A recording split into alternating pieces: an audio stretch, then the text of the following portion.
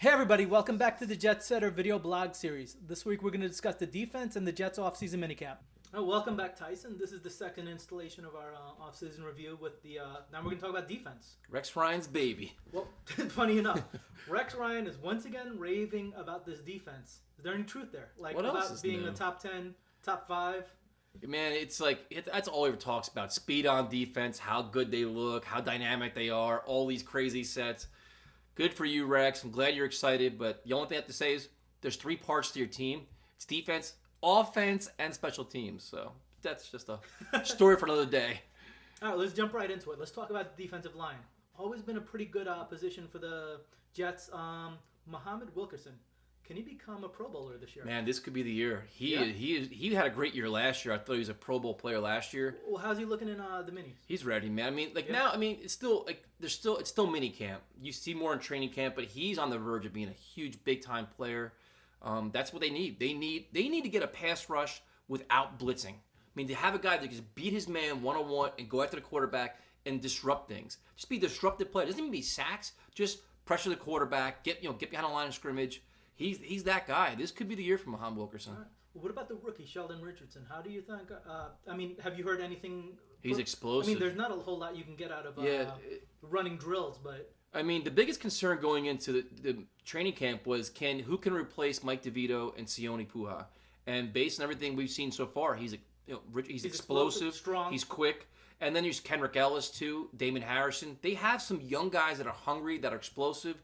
So I don't think a defensive tackle. They have Antonio Gary too. They signed the veteran he's not playing yet. But so I mean, they have some guys in there that it's very, very encouraging.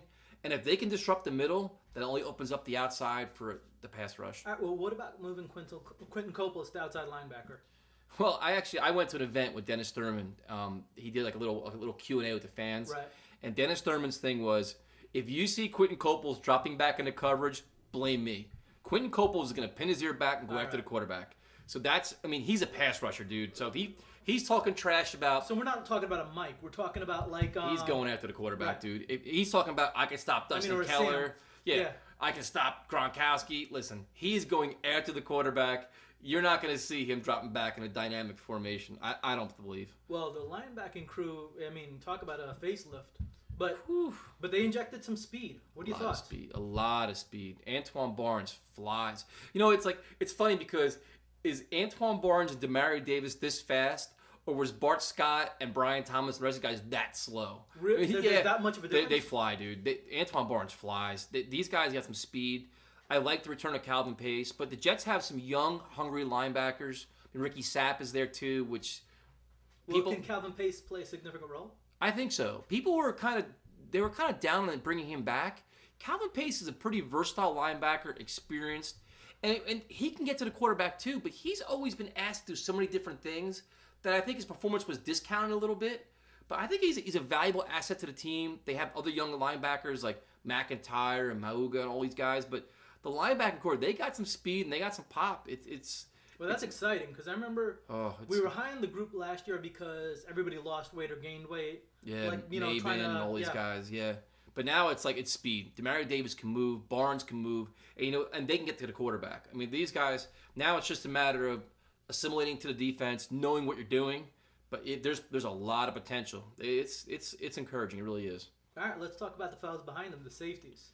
Oof. Not LaRon, Dewan Landry is the only proven safety on the roster. Is that a concern? It's a concern on a couple different levels. I mean, he has familiarity with Rex because he knew him from Baltimore.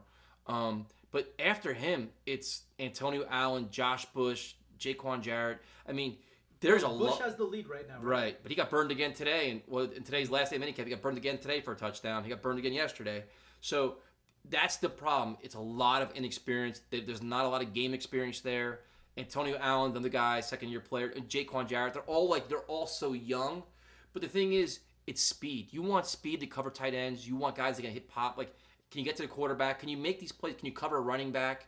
They need to have speed. You can't have these veteran guys that are just, I mean, if a part of you wanted Jeremiah Bell to resign here, he went for the cheap to Arizona, but you want that veteran guy that sees all the looks, he knows what's going to happen. Right now, these guys are kind of just running around, like flying by the seat of their pants, and it's just like, what am I going to do? What am I going to do?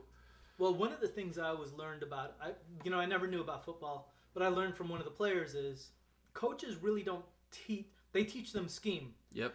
The players teach players how to play NFL football. So that is a concern. A lot of it's instinct. You gotta you gotta know like this guy's gonna he's gonna cut. He's gonna go here. Do I blast him? Do I attack? Yeah.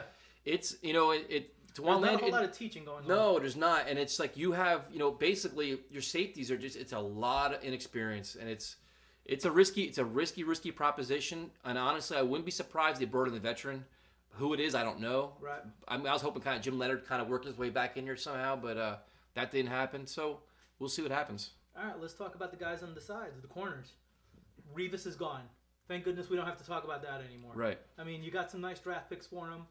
Can they replace him though? I mean, how do you replace the best player at his position? Here's what Dennis Thurman, and I actually asked him some questions, and the thing he told me was this is the most talented defensive back group the Jets have had since Rex Ryan's been there. The most talented group. Les Revis. That's a bold statement. It's a bold statement because you have say if you had Revis and 5 other whoever's, no big deal. Cromartie's a very good corner, but then you also have Kyle Wilson, who's right. We know Kyle Wilson, right? You drafted D. Milner, who's top-rated cornerback in the draft. How big I was on that. Right.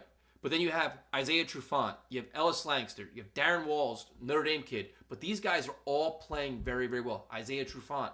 They have some talent back there, and they're all fighting for a roster spot, and they all play very well. So it's like there's. I like Isaiah Trufant. I like Trufant a lot, man. He got hurt last year. Yeah. I like him. Langster's been playing very well, and Darren Walls is just playing lights out right now. So it's like now it's like with the secondary is always labeled with Revis Island. Now it's like you have a core group of young players they're physical, fast, and they're doing very well. And Dennis Thurman, he kept saying it. He's like, these guys, he goes, the minute we cut one of these guys, they're going to be signed by somewhere else, and they could start somewhere else. That's how confident he was about it. That's awesome. That's some powerful words, dude. But now I kind of feel in my bones a Notre Dame rant going up. But are there any young players that we should keep our eye on the defensive side? Oh, besides Darren Walls, because I'm not going to say that. You know what? Milner's not practicing yet, so we don't know about him. Sheldon Richardson. Well, what's the concern there? With Milner? Yeah. His health. You want to see? I mean, he has all the tools. He can hit, he can cover, he can do it all. Can he stay healthy? Well, once he gets healthy, can he get accustomed to the speed of the NFL? I mean, right now he's not even practicing. So you want him in training camp. You want him getting tested. Reps, right. And the other thing, this is something like this is people call me negative about this. The Jets defense, according to Rex, dominates at times. But are they really being tested? Because look at the weapons that are like at a tight end and at receiver. If Santonio Holmes isn't practicing and Jeremy McCurley's not practicing, you have Stephen Hill, Cumberland, and somebody else. That's your test. So it's like, Rex, let's keep everything in perspective a little bit. But in terms of young guys, man, you hope Kenrick Ellis steps up at defensive tackle. You hope a lot of things like that. There's a lot of potential there. And the safety position, man, you got to hope Josh Bush or somebody just does something that makes you encouraged that they're not going to get just blown away by or overmatched. Well, you have a new defensive coordinator this year, Dennis Thurman. Any positives, negatives that you've seen so far? You know what? This is a tough one for me to answer because Rex Ryan's still calling the plays. So why do you have to? Dennis Thurman's such a valued coordinator. He's such a valued coach. They blocked him from going other places the last 2 years. They wouldn't let him go. So they keep him, and Rex Ryan's calling the plays. Nothing. I mean, It's like if he's so valued, let him call the plays. I mean, Mike Pettin's gone. I mean, we is that talk, an ego thing or a trust thing? I think Rex Ryan's sticking to what he knows best, and he thinks that I'm gonna this is my baby. I'm gonna ride the ship with that. But Rex, the biggest problem on your team has been offense. So if I were you, I'd be focused on the other side of the ball and not your defense. Let Dennis Thurman coach that. The interview that we had with him, we talked to him. He's impressive, and he's basically like, we're going to come after you, we're going to confuse you, and we're going to dictate the flow of the game. You're not going to dictate your offense to us. We're going to be so confusing and so dynamic. You have to react to us. We're going to come after you. It was impressive, and he's about maximizing talent. Him and Marty said the same thing. Morningweg was about mismatches, and Dennis Thurman said the same thing. But in my eyes, it's still Rex Ryan's defense. He's still calling the plays. So I'm not sure we're going to see too much of a difference there. But time will tell. All right. Well, to close, let's touch on the third phase that we never talk about is the special teams. Not a whole lot to really discuss, but one thing I love watching the rookies is who might make the team as a special teamer, and who can be that demon down the field. Yep. Anybody you see kind of or think may emerge? The one guy that keeps getting brought up is Zach Rogers, and that's because he's the name of the day, and everybody's talking about it. He's returning punts. He's looking good. But, I mean, I go back to old reliables. I mean, Joe McKnight can do it. I mean, they say Mike Goodson can do returns too, but it's about explosive. It's about getting field position advantage, all that stuff. And it's about ball security. It's about ball security. So, I mean, I don't expect any wild changes. I mean, right now there's so many feel-good stories because it's minicamp. Everybody wants to believe in somebody, but how many times have we seen this? The guy is hot in May, and he's cut like July 30th. Right. So you're like, what you're happened? not, I mean, until you see the pads pop, we talked about this. We can't get too excited until you see actually guys are getting laid out, pressure's on them, and now you know your job is truly on the line. Because right now there's no cuts. I mean, you're not going to get cut right now. It's a 90-man roster. Nobody cares. When you start going from 90 to 70 to 53 and all those other things, that's when push comes to shove. That's when make or breaks you.